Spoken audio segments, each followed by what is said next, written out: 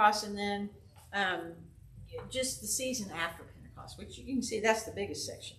And then what we do to help mark time is there are different colors. So like right now, we're in what's called, well, it's the season after Epiphany, but it's one of those ordinary times. So we just have green, and green is most of the time, that's going to be the color of the church year.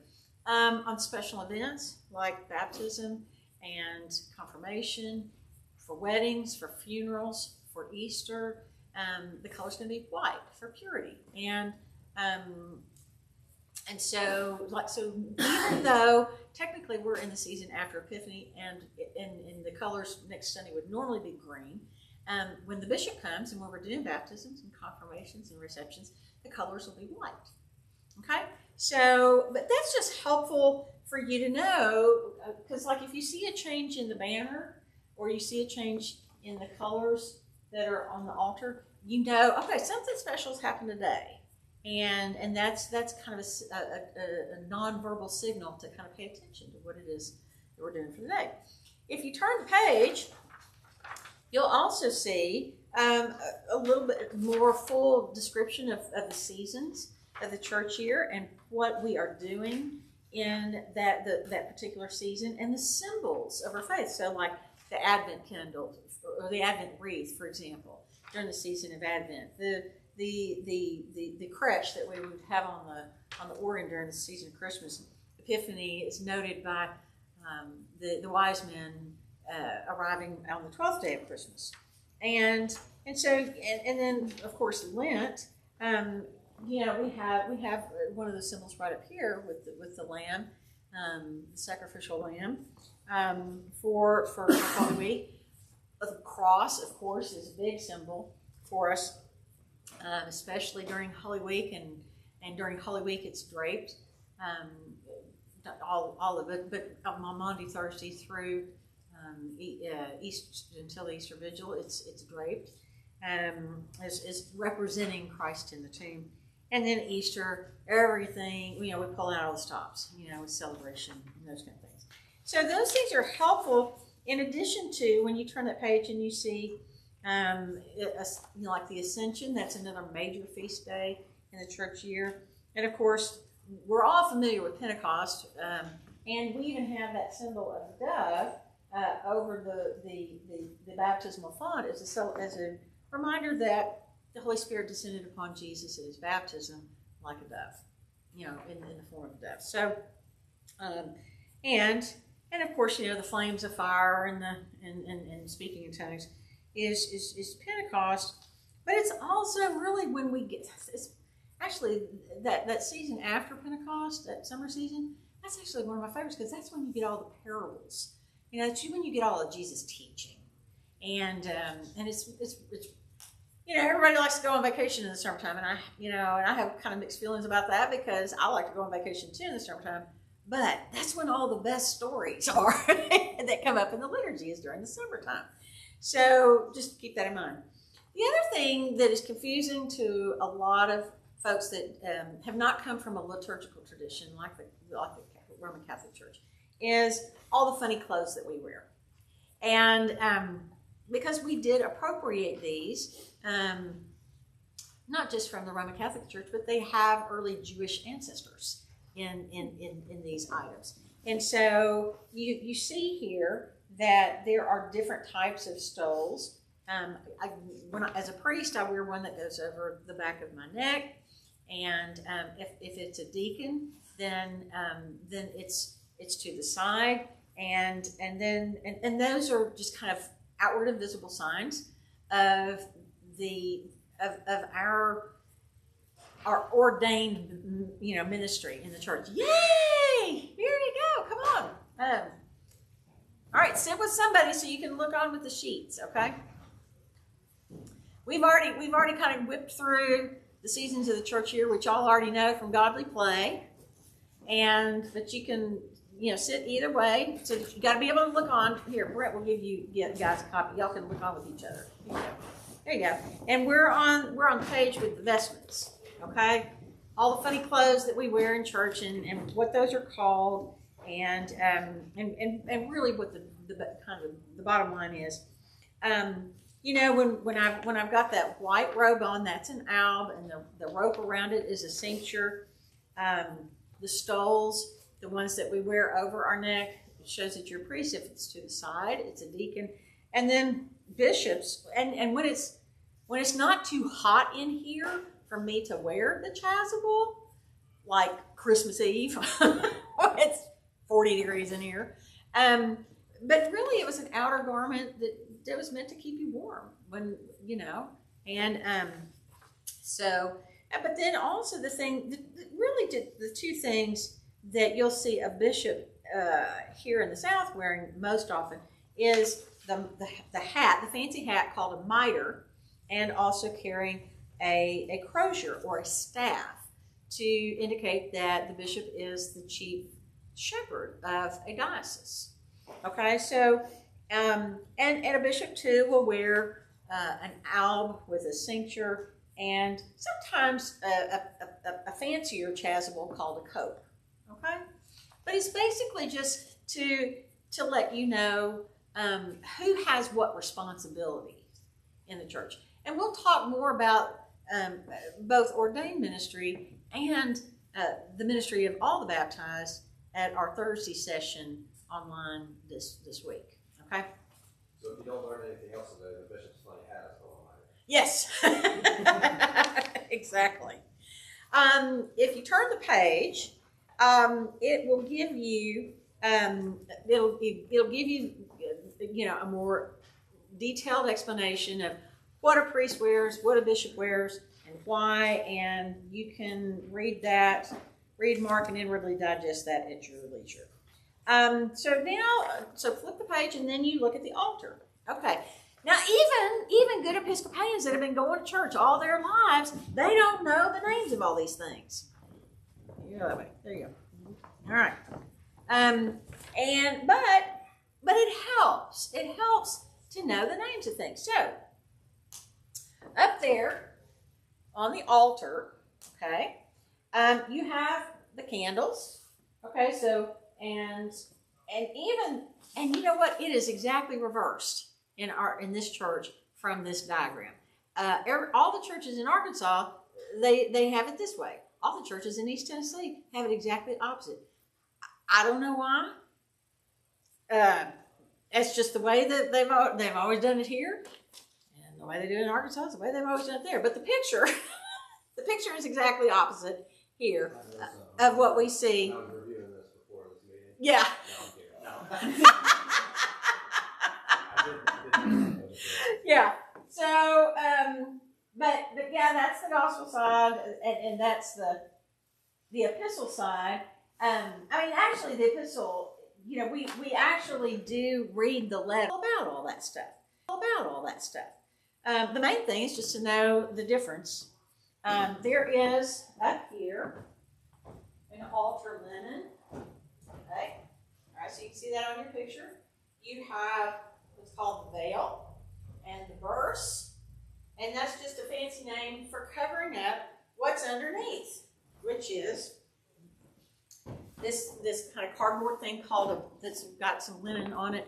It's called a pall, and a purificator, and chalice, and that corporal is a fancy name for a placemat.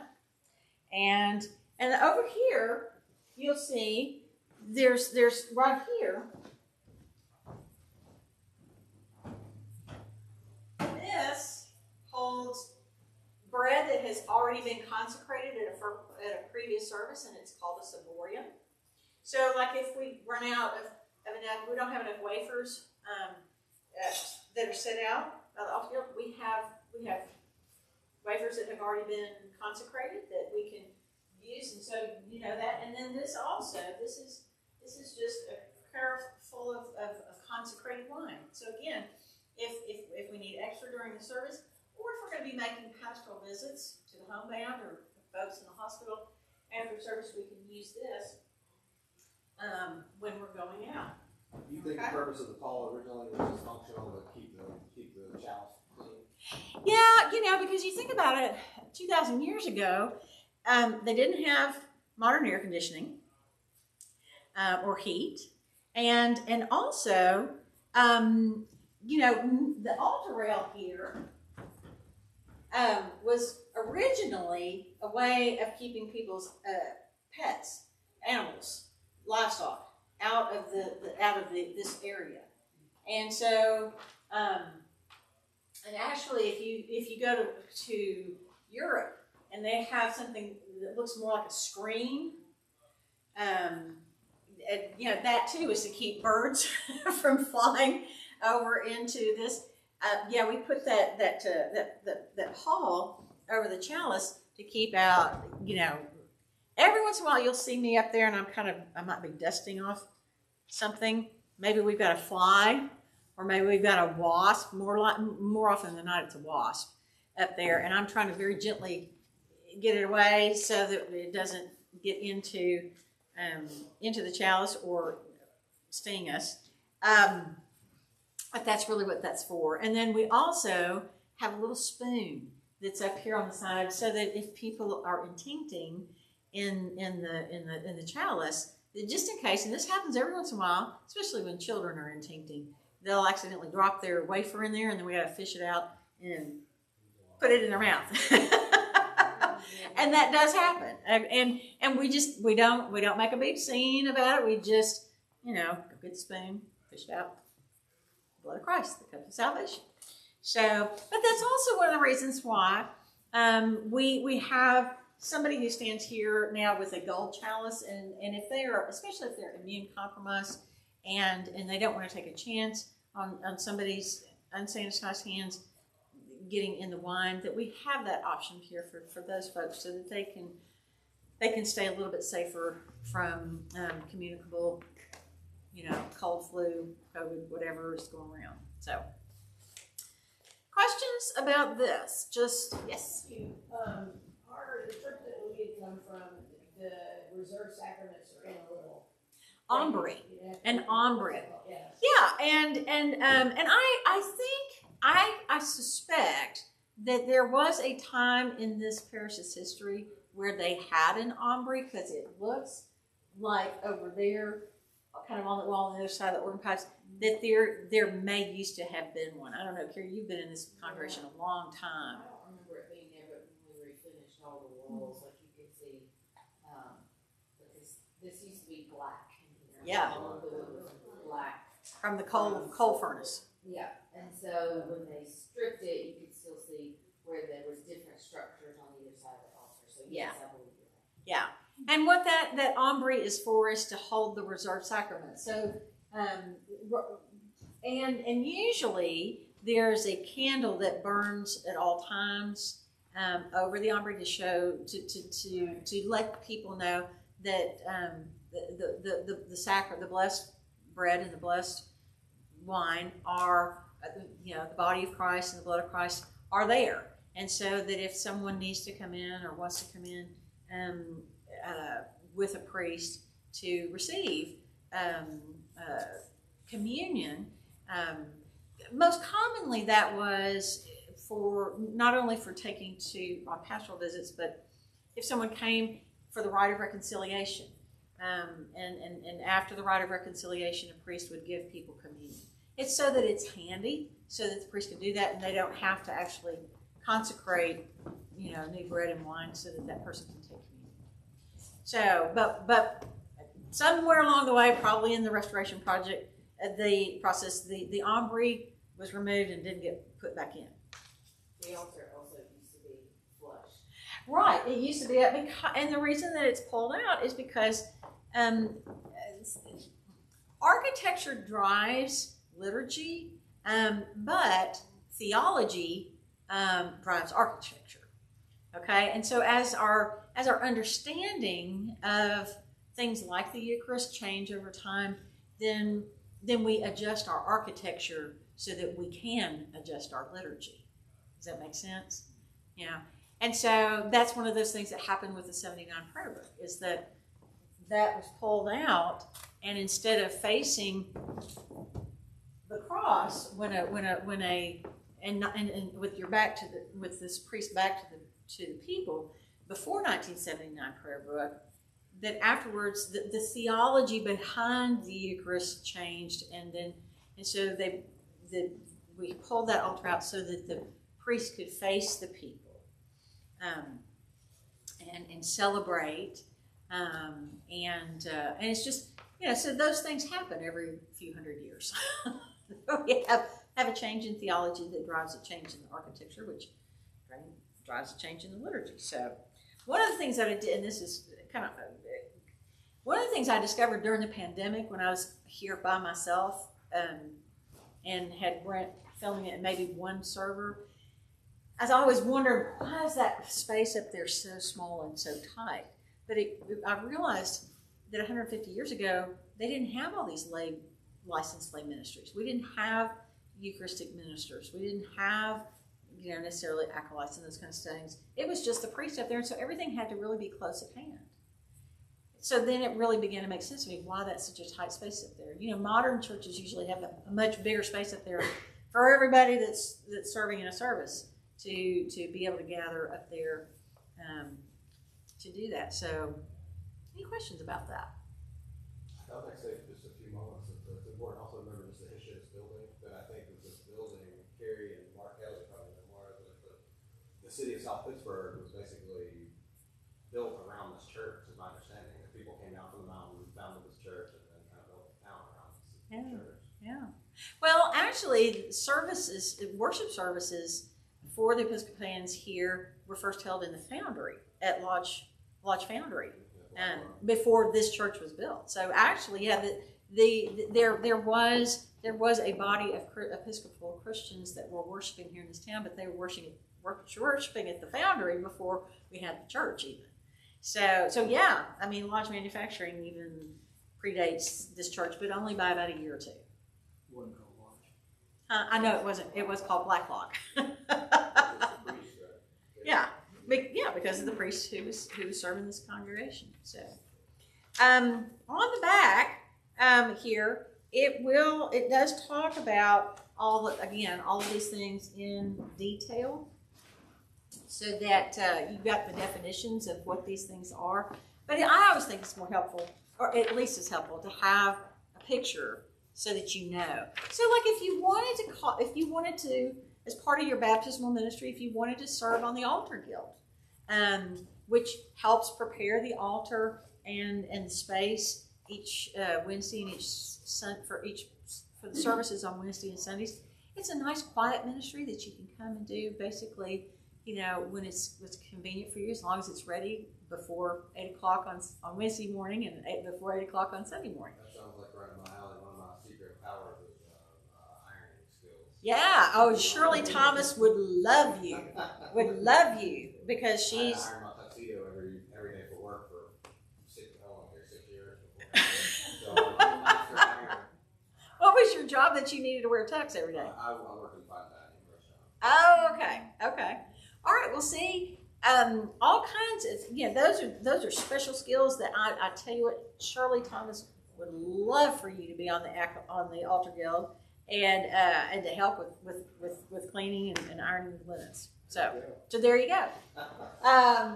But also just, of how to set things up. And Henry and Shirley are co-chairs of the altar guild. So there you go.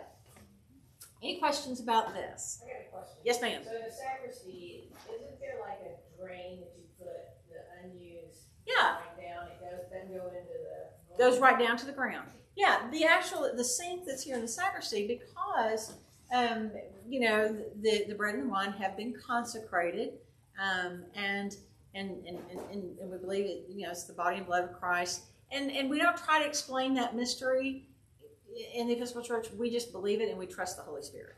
Okay, but because we believe it, because we trust it, we do handle holy things with holy care, and basically, if there is leftover bread and wine that we don't put in the ciborium or in the cruet there, then what we will do is the sink in the sacristy, it drains right down to the ground so that holy things can go back to the earth.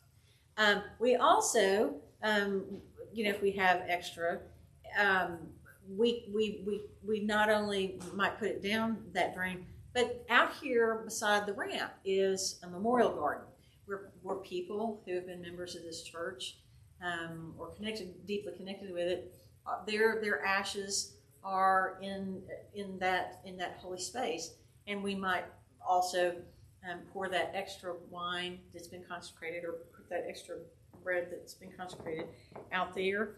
And so again, it's going back to the ground. It's things that come from the earth, come from God, go back to the earth, to God. So, yeah, good question. Very good question. Okay, so the second thing that I've got for you, this is a more detailed, and I emailed this to the folks who have been going to online classes.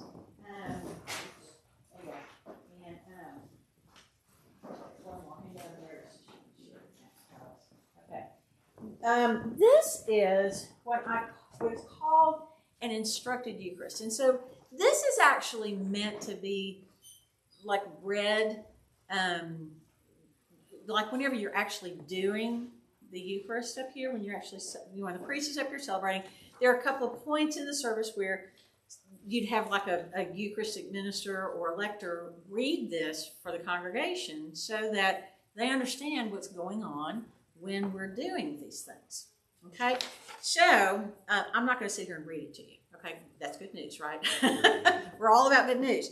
But I think what is helpful is, and it's also part of this booklet, and I did email that to those of you who've been going through the confirmation class, that it actually shows a picture of, and let me go grab one. I'm sorry that I forgot. But read that for just a second while I go get this in the booklet.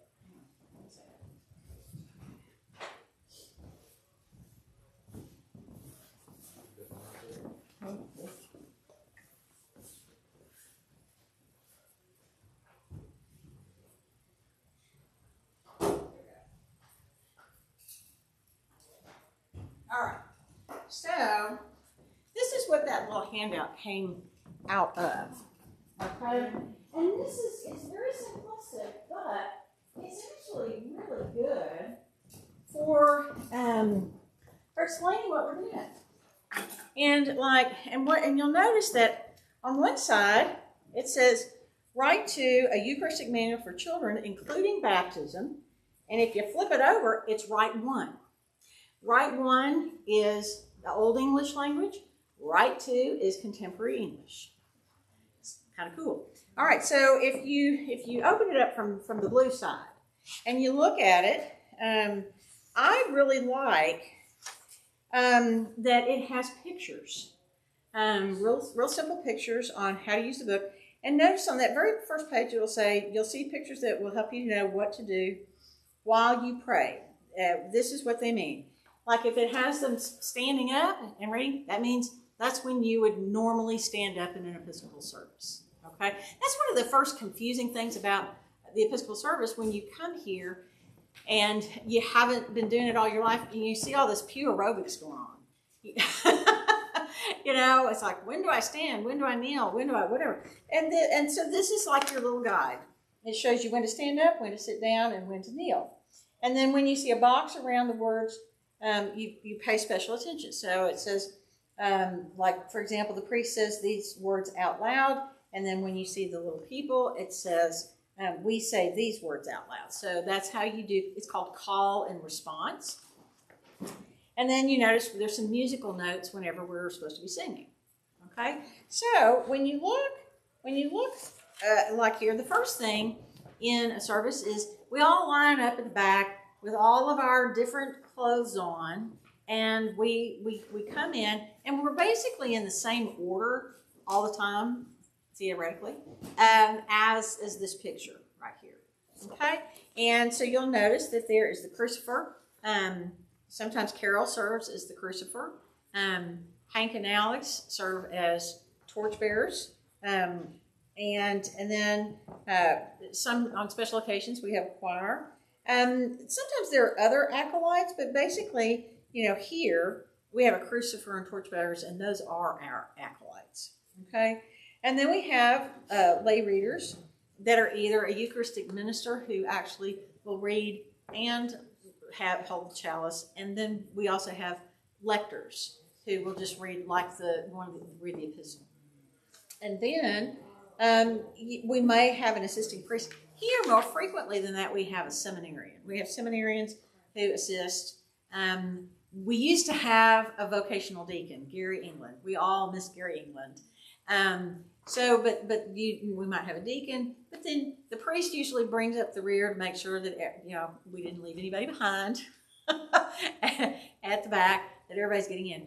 We also have here what's called a verger, which is more like an assistant to the priest that knows all of these different roles, knows who is licensed to do those roles in this congregation, and who helps to gather those people that are on the ministry schedule for any given Sunday, and to make sure that they're dressed and ready to go at the back when it's time for us to start worship. Okay, so that is the role of the verger, is to do that, and to help everybody that's participating in the liturgy up front, for everybody to stay on track. It's their responsibility to know what's going on and who's supposed to be doing it, and to make sure that they get the nod when it's their turn to do what they got to do. Okay. And then where is he in that procession? That basically, the verger has that smaller stick and leads in and leads out. Like today, that would be me. I have the gray vestment, and I'd be standing in front of John or whoever it would be. Yeah. And that's why, you'll see me stand right here. It's because I want to make sure the boys get the candles hung up and everything. Nobody needs any help. Say like somebody, like a lector, like if you weren't here today, I would have to find somebody that I knew to do it. Or like if the boys weren't here, find somebody to do the acolyte. You're dealing with logistics. Yeah, basically doing logistics. And it's really helpful to have a verger because, for example, I'm usually in there teaching Sunday school up until the last minute, running late. And so it's good to have a verger to help make sure everybody is here, dressed, lined up, and ready to go. And that they know where their lessons are and all that kind of stuff, and just to help to kind of keep that going. It's also really helpful for our seminarians to serve in that role as a verger because, and this is a hard thing for people who are in seminary to wrap their mind around, is that they're not going to be doing those jobs anymore. They may have done all of these jobs at some point in their life before they are a priest. But once you're a priest, being a torchbearer, being a lector, being a lay reader, being a crucifer, that's not your job anymore. That's not your job anymore. And you've got to know all the working pieces of the liturgy as a priest so that you can make sure that you're planning worship and you're leading worship, and not just planning and leading worship, but that you are identifying people in the congregation who have a gift for a certain ministry, and that you're helping to equip and empower and support them in that ministry. Because your role is no longer to actually do all these jobs; it's to help equip people, the baptized people of the parish, to do these things as participants in the worship, because it's not all about the clergy. Okay, I mean, when we look at the prayer book, the first order of ministry is not bishop, it's not priest, it's not deacon, it's the laity. It's the laity, because in the Episcopal Church we believe that you enter ministry not through ordination but through your baptism. It's through your baptism, which is radically different from like the Roman Catholic Church. Radically different theology. And that came in with the 1979 prayer book. That was the biggest change with the 79 prayer book, is the affirmation of that we enter not only the body of Christ and the family of God through our baptism, but we enter ministry through our baptism. Okay? All right, so as you look through here after the procession, we talked about last week all these symbols for baptism and what we do with those. So but you can kind of see, and again, y'all got this in a PDF that's been emailed to you. We talk about how we read the lessons and who reads the lessons, and preaching the gospel and the sermon and the creed. We've talked about those, and we walked through all the logistics of what the baptism looks like, as well as the baptismal covenant.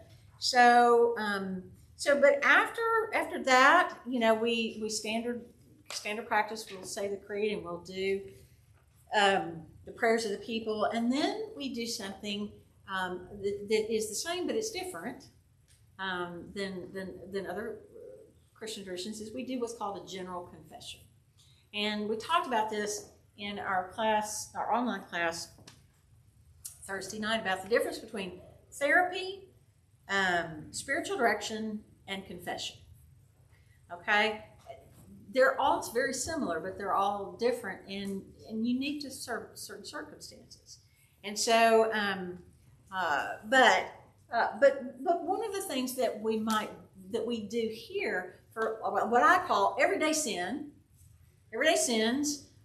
we do a general confession, where we reflect on what on our lives from the previous week, or since the last time we took communion, and we admit, I really just haven't lived up to my baptismal vows in the past week, and God forgive me. And then the priest stands up and pronounces a general absolution of forgiveness in the name of God and the church. And there are really just two things that priests are set apart to do, and that is to bless and to forgive, to have the authority that's been vested in them by the church. And when I mean the church, the Episcopal Church, not just this Episcopal Church, but all Episcopal churches, to pronounce blessing and to pronounce forgiveness of sins in the name of God and the church.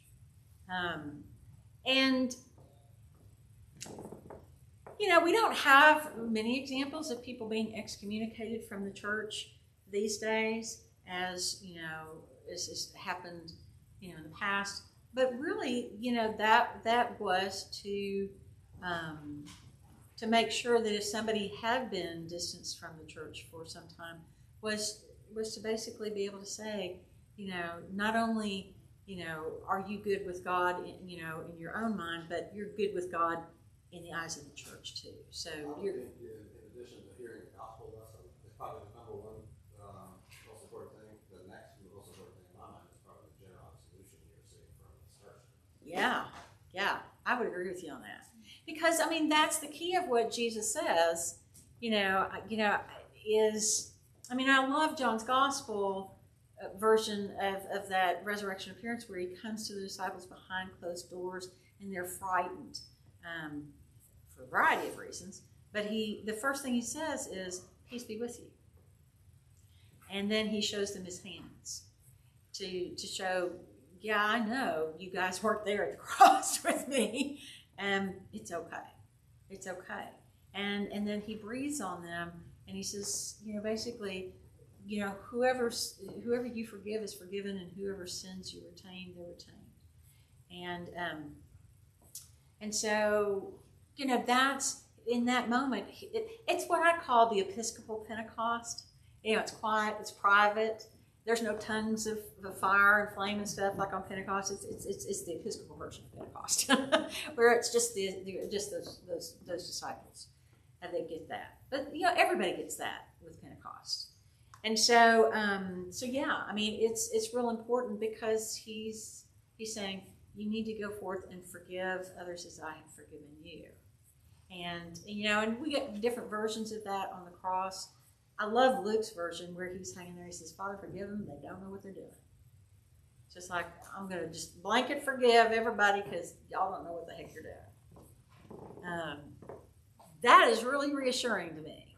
I don't know about you, but it's really reassuring to me. I love Luke's version of the words from the cross. Because, like I said, that's a really important part. So, We also, in celebration of that forgiveness, immediately after we do something called the passing of the peace. And this is something that's ancient. They brought it back in the 79 prayer book, but this was the ancient practice of once somebody was baptized. It used to be in the early church, if you weren't baptized, you only participated in the first half of the service, and then you exited, and then the people who were baptized received communion. So basically, you received all the instruction in the scriptures, and you had a mentor, a godparent, a sponsor, called many different things, who would continue to help with your instruction. But basically, and in the Orthodox Church, they still do this. If you're not baptized in the Greek Orthodox Church, you leave at the halftime. Okay, so but what they would do was usually at the Easter Vigil, they'd have all the baptisms, and they had a baptistry that was outside of the church building, and you'd walk into the building, and this is how we know they had female deacons, okay, because all the women that were being baptized, all the men were being baptized. If you're a woman being baptized, you had a female deacon that you go into the baptistry. It was a building, and you stripped down naked, and you walked all the way down into the baptistry so that you were immersed, and then you came up on, and the deacon would baptize you in that, and then you would come out on the other side, and then they'd oil you down from head to toe with chrism. If you've ever seen My Big Fat Greek Wedding, okay? Really, that's how it was done. And then they'd put you on a white robe, and then they'd send you to the building where everybody that has been baptized, they're waiting to do communion, and then you would receive the kiss of peace and from the bishop and from the people. So that's where we get the passing of the peace from, is from them welcoming you to come immediately after you're baptized for your very first experience of communion. And they didn't actually explain what was about to happen, because they wanted you just to experience it first before it was explained to you. Okay? And then they would spend the whole Easter season explaining what that means. So that's why you have classes both before Easter, during the season of Lent, but you'd also have classes all through the season of Easter. I know, I'm losing, I need it. Okay, 10:15. All right, so that's the peace.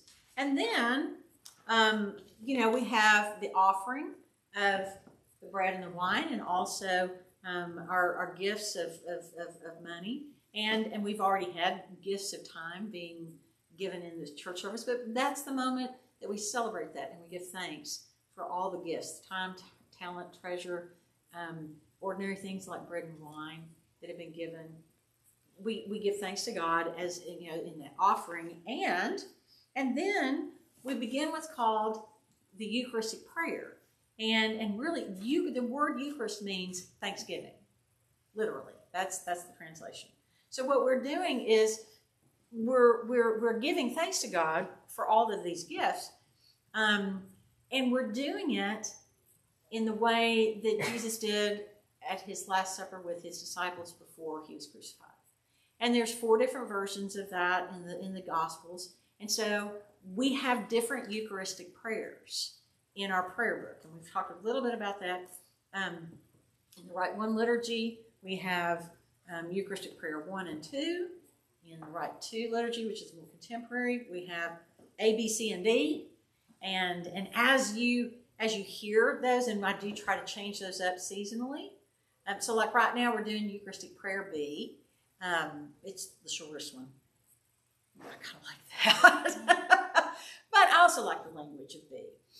Eucharistic prayer A is a little bit more penitential, so we use that normally during the seasons of Advent and Lent. Eucharistic prayer C, those of us who are Episcopalians for a while, we call that Star Wars prayer. And the language is beautiful, and really it comes from the Gospel of John, and we do a lot of reading of the Gospel of John in the Easter season, and also in the Christmas season.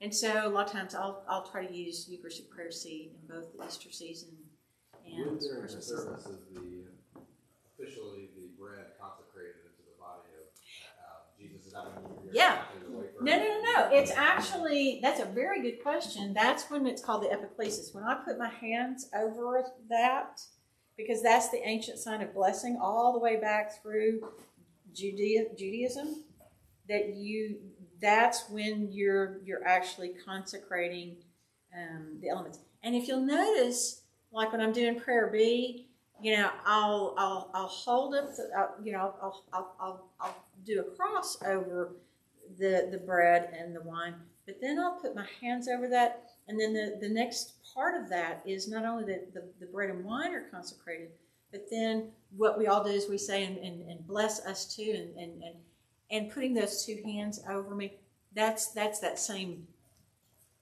help me, make me consecrated to your service too. And when we are saying that, we're saying, consecrate me, God, for your service.